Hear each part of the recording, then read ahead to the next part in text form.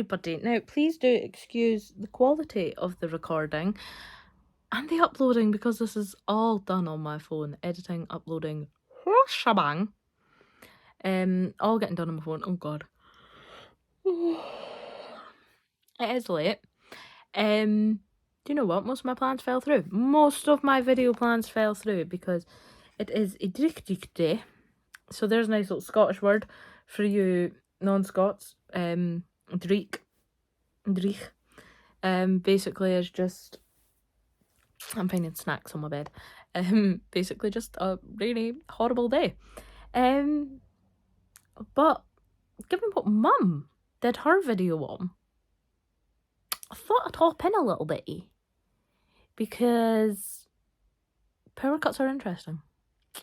And I didn't realise it, but so many people don't realise that during a power cut, the worst thing you can do, especially if you don't know how long it's going to be, is open the fridge and freezer. Letting all the cold out. All the cold. Letting it all out. It's not good. It's not good. But yeah, I didn't realise a lot of people didn't know that. So obviously Mum's gone over her power cut stuff. But from my point of view, obviously I have a slightly different take as well on Mum being from a different generation. But obviously sometimes power cuts happen. So other than not opening the fridge and freezer, which is key points in life, key points, we don't do that. We don't. Having things like portable battery chargers and phone chargers and stuff like that, you know, the ones that you can charge up or that run off batteries or something, always having them, always having like battery powered torches stuff. But the reason I'm saying the chargers is, obviously, yes, people love their technology and everything, but even I'm smart enough to know, like, it's a power cut. You shouldn't really just been scrolling TikTok or whatever. But obviously, in certain cases, depending on where you are, depending on what's causing the power cut, etc., etc., there's a chance you're going to need your phone for calling for emergency help, getting medical attention, finding somewhere to go that doesn't have a power cut necessarily. For the younger kids, yes, it can be good for tablets and whatnot to keep them amused when there's nothing else. But I mean, for that, you can find games, make-up games, you know, it's great. We love power cut games. It's wonderful. I remember camping in the living room.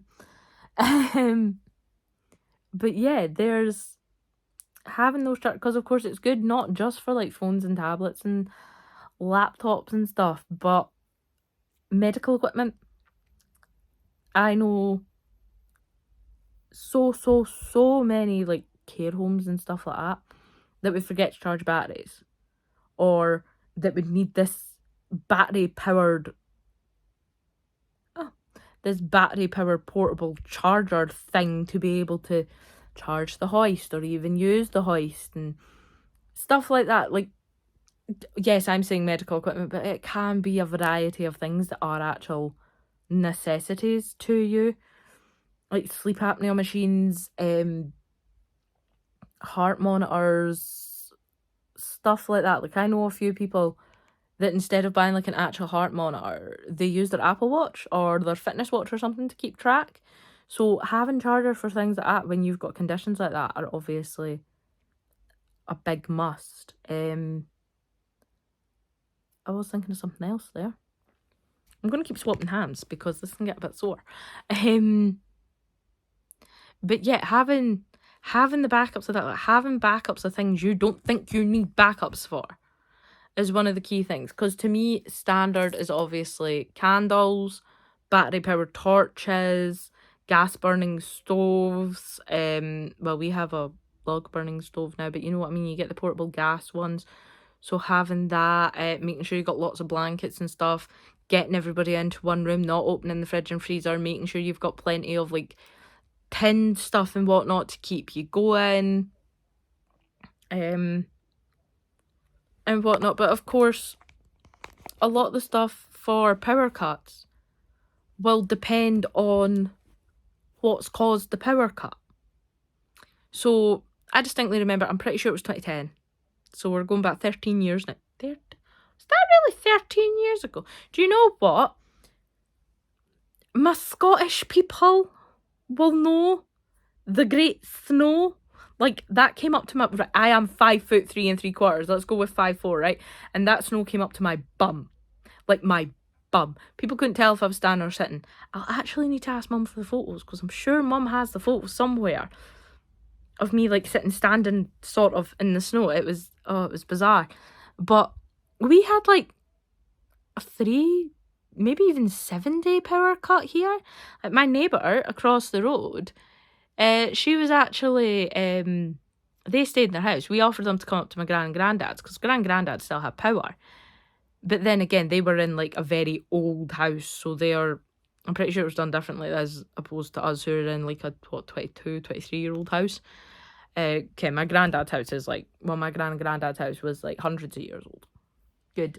At least 100 years old, originally. So, you know, it was different grids. I'm in a small village. Don't know if you can hear that, but I can now suddenly hear the wind and rain.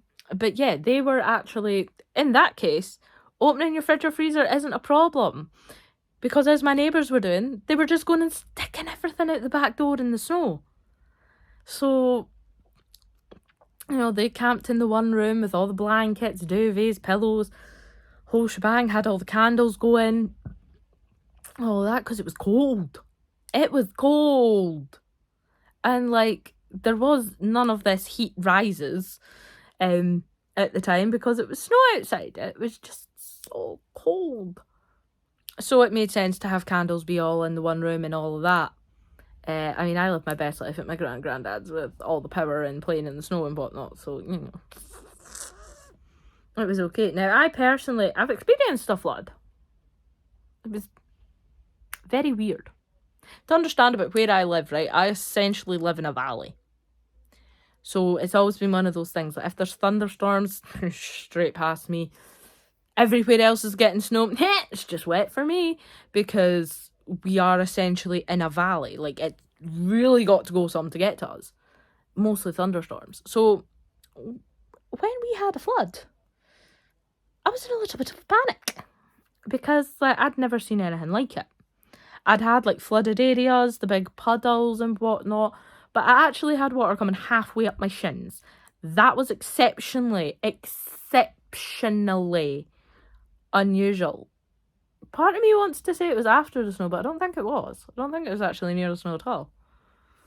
It was just one of those, like, freaky flash flood situations. Never got a power cut from it, luckily. And luckily where my house is, I am, like, the water was still there, but I was kind of, like, set up a little bit.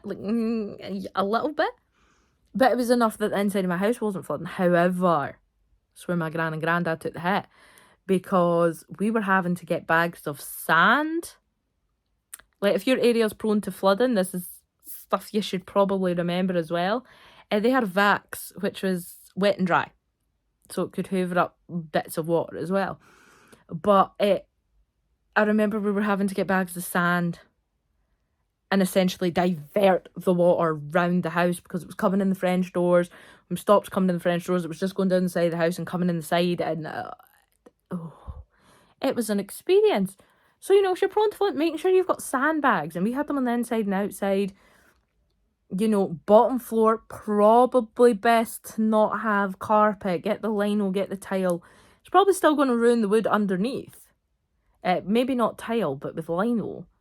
It's maybe still going to ruin the wood floor underneath. But at least with lino, you just rip that up, put it back down. You know what I mean? Like, it's a lot easier to fix than trying to rip up a soggy, wet carpet that holds the water. At least you can kind of squeegee the water. Like, we had tiles. I mean, there was hardwood flooring in the living room. But I wasn't getting to the living room, let me tell you. It's not happening. I had 3-foot thick stone walls. It was... Ain't no water getting in there, no how. Conservatory, however, was not so lucky. But that was tiled. And I distinctly remember sitting there having to squeegee the water pretty much into a corner to try and just get it out the house.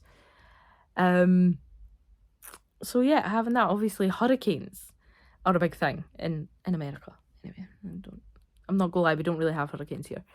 I did find out today, though, reading one of the school posters, actually, in the school I work, that for a hurricane to be classified as a hurricane, the wind has to be 74 miles per hour.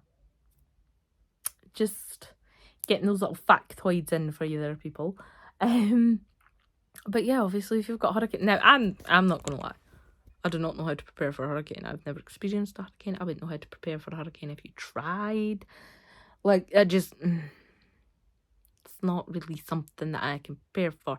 And what I've seen on TikTok, there's different reactions to it as well. And I think depending on where you are, depends on your reaction, because, like, it gets pretty windy here. And I mean, I've stood getting the bus to college and had a tree snap right behind me because of the wind. We don't get hurricanes, though. So, obviously, floods, I don't have too much experience with, but have enough experience with, because I'm not really in a heavily, like, floodable area sort of thing.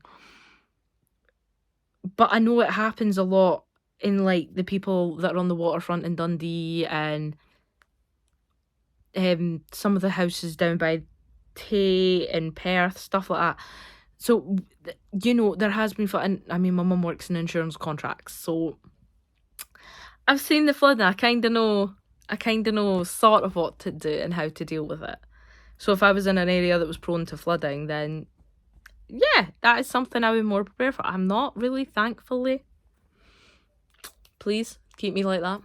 I don't think I could handle it. But yeah, hurricanes are another one. Obviously, as much as you want to prepare for the power cut, the gas, like everything going out, you do want to be able to prepare for what condition it is that could make that happen. So yeah, like hurricanes, like, I don't know, how do you protect yourself from a hurricane? So I have really dry lips and I can feel it. It's really annoying.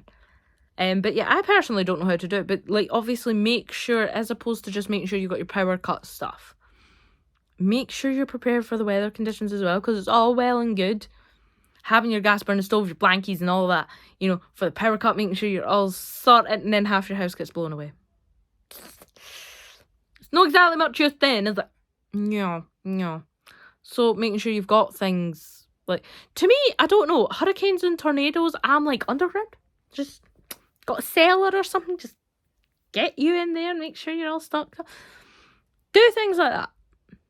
Do things like that, as well as making sure that you can power the necessary devices without electric. If that means that you buy 18 different batteries and once a month charge them just to make sure that they're fully charged, they still work and all that jazz, do it. Do it. If you've got one machine that you're normally only got the 2 batteries for, so you know you can have one oven, buy an extra 5. Go and buy an extra 5. Things like standard, I can't speak for everything, and obviously in America it might be different, it might be a bit more expensive, as well as other places around the world.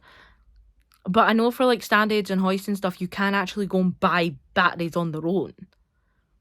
So make sure you've got them. Because like, I know for some people, like, you've got a power cut, you still got to work. You still got to work to pay the bills, do all this. Like, power cuts don't always stop. But one thing I suggest, and everybody should do this in the house they're in, whether you grew up in it or not, remind yourself, buying a new house, renting a house, anything like that, walk around it, do the full check, make sure you know where the fuse board is so you can go and turn all that off at like the drop of a hat if you need to. Make sure you know where your water turn off taps are and everything. Like, make sure you know where your drains are, because, you know, the closer you are to flooding, yep. Make sure you know all that. Check the house history, check the street history, look it all up. Make sure that you know, so that you know to take the right precautions and that you can make sure you've got everything in place that you need. So, I mean, we don't really get any extreme weather here. When we do, like, as I said before, I am lucky. Living in a valley, you know, the weather, you really need to go some. To be able to get it to a certain extent. or to get it to the point where we're like, ooh. Like, I called in one year because the snow was so bad I couldn't drive on it. And I was going to have to drive 20 miles to work. That was not good enough for my manager. The fact that my car skidded, didn't drive, it skidded the entire way of me trying to get to work. Not okay. I thought it was just going to be like the side road because I was at my boyfriend's at the time, so I was in like a little estate thing. So the roads weren't clear in the estate. So I was like, that's kind of normal. The second priority and whatnot, like the pavements are clear, the roads aren't, though. A lot of snow. So I went to go out into the main road because, if the buses are running, the main road's clear, you can get into work. That tends to be the standard rule of thumb. If the buses are running, you can see black on the road, you can get into work. So I thought, right, I'll drive up to the main road because at the end of the day, like, if I have to abandon my car there, I can freaking abandon my car there. It's fine. It's not too far away. It's all good.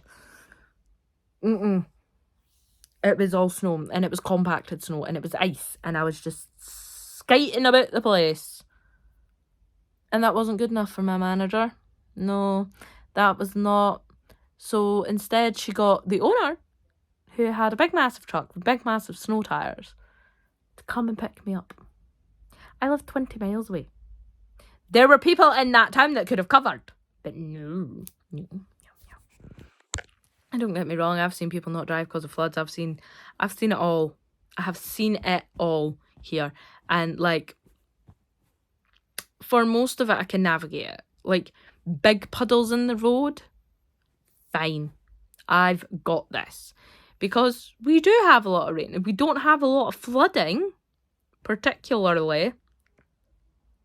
But we have the big puddles that take up the road. And we have the sections, where there is a river or a stream or something that is going to overflow and get over the top and whatnot. So we do have that. So I know enough of that to be able to navigate it.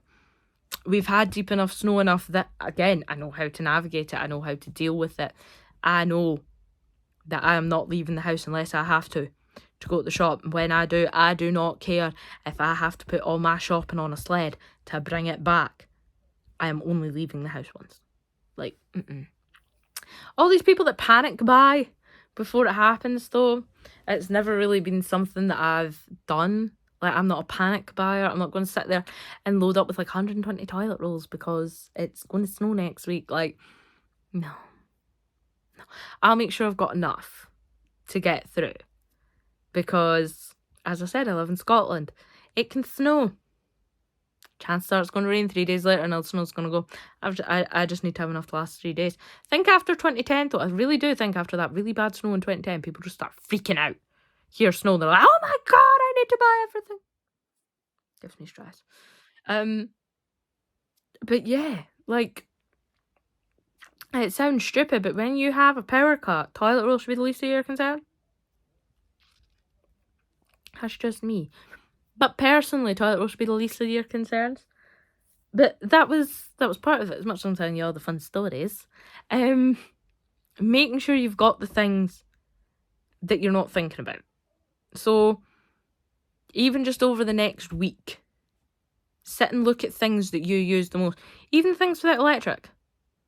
So sit, like, write down, take note of your routine. You wake up in the morning, you sit on your phone for 20 minutes. You go get ready, like, you go to the toilet, you go shower, you go do your skincare, and as much as you're probably not going to need electric for all of that, unfortunately, eventually your toilet's not going to flush. You may hit a point where your toilet's just not flushing.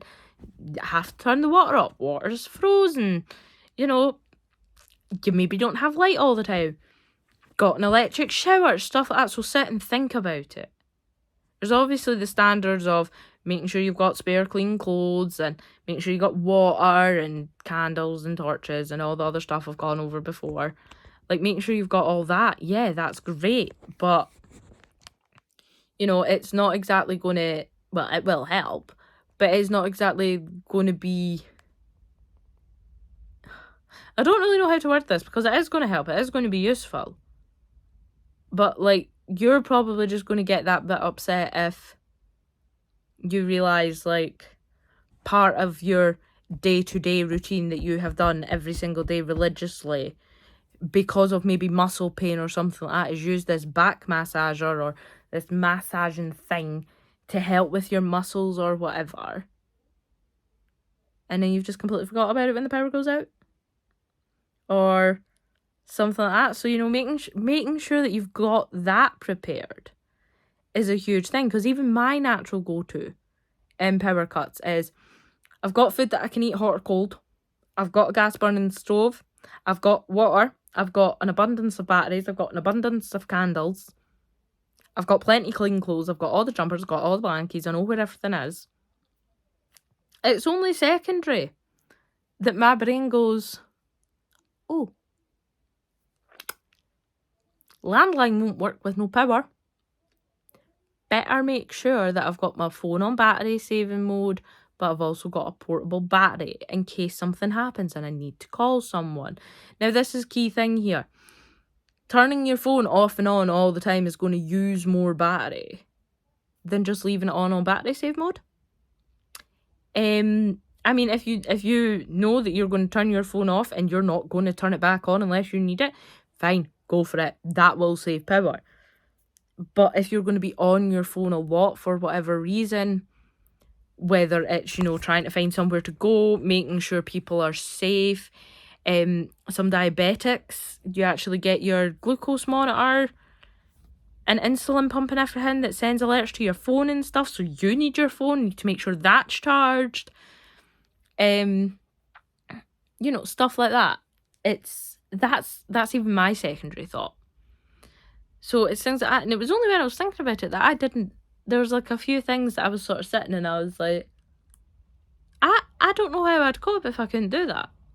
Luckily for me, none of them require power, but it was one of those things like, oh, actually, I mean, one of them is my skincare. Like, I do not care how bad the weather is, power cut or otherwise.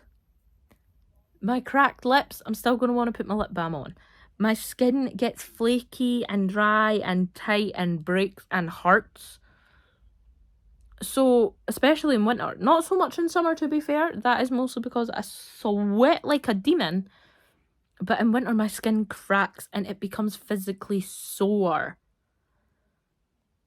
So, skincare is a very important thing to me in the winter. For the fact that it becomes cracked. Because if I don't, my head hurts. And eventually, I've never let it get that far. But eventually, my skin could actually, my lips do get that far, as you can see. I'm really bad for my lips, but I'm also really bad for all the time. So, that's why. But yeah, I've never let my skin get that bad. I can feel it happening. I've felt it happening a couple times, especially if I've been working a lot. So, my skincare is important because power cut, flood, or otherwise, the last thing I want is to be seeking medical attention because I didn't put moisturizer on. There are a lot worse things in the world. If I can save myself a trip to the hospital, physical scars, damage, stuff like that, I'm going to do it. Now, luckily, obviously, I've been doing moisturising and stuff long enough that I don't need a mirror or light or anything for it. But with that, there are medical creams and stuff that do need the fridge. You can buy battery-powered fridges. See, things like this for medications and stuff. These are the things you have to think about as well. I know people that have eczema that have medicated cream that has to stay in the fridge. It has to be refrigerated. So it's one of the things my pal's got because where she is, they're building a lot of new houses. So at least once a month her electric's out for a day. Which is fine. But she's got 5 kids. And she's on medicated cream. So her fridge be opening and closing a lot. Even during a power cut. She can normally leave the freezer. But 9 times out of 10 she's still going to have to go for the fridge. Luckily it's normally only for a few hours. But just on the off chance that they can't do it within a few hours, she's gone and got a car fridge. Because as she said, her car will still run. So she'll be able to go sit in the car. And as stupid as it is, she'll be able to go sit in the car, drive the kids about, whatever, keep the car running at the park so she can keep this fridge going. So our cream doesn't go off.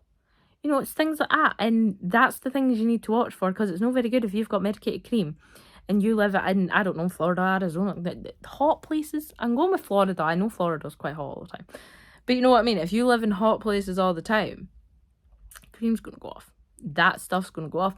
As much as you can maybe do without opening the fridge, your skin be taking a hit. Medical conditions, that's the things you need to think about as well.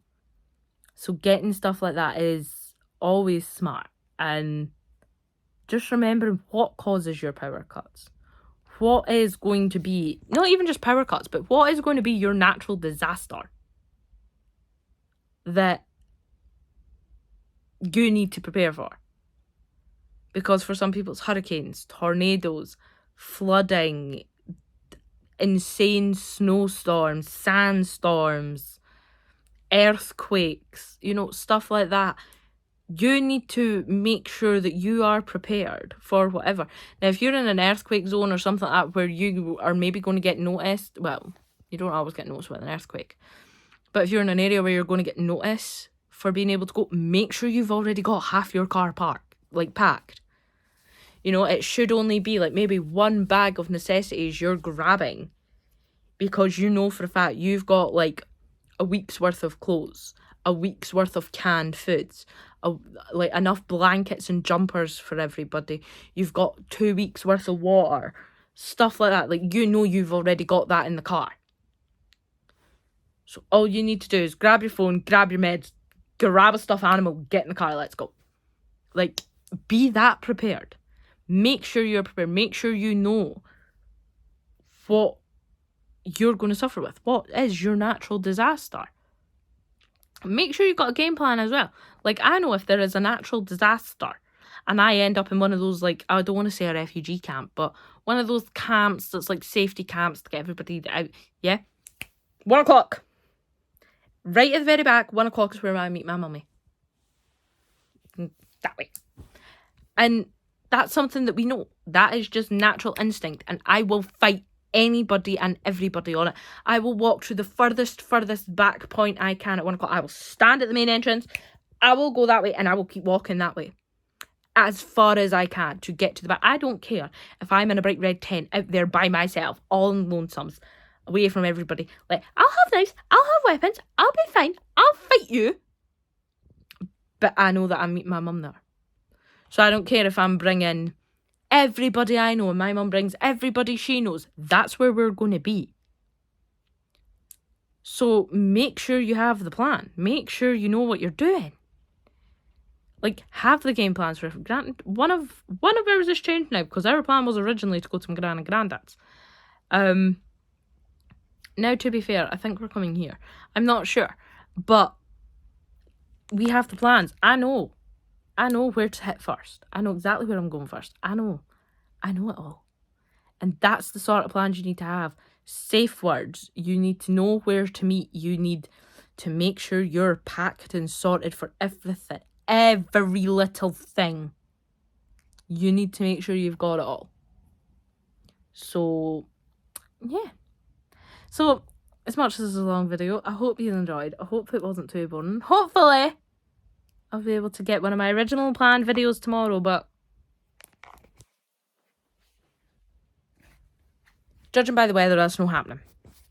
So I'll think of something else. But I hope you have a lovely night and enjoy the rest of your week. Bye, guys.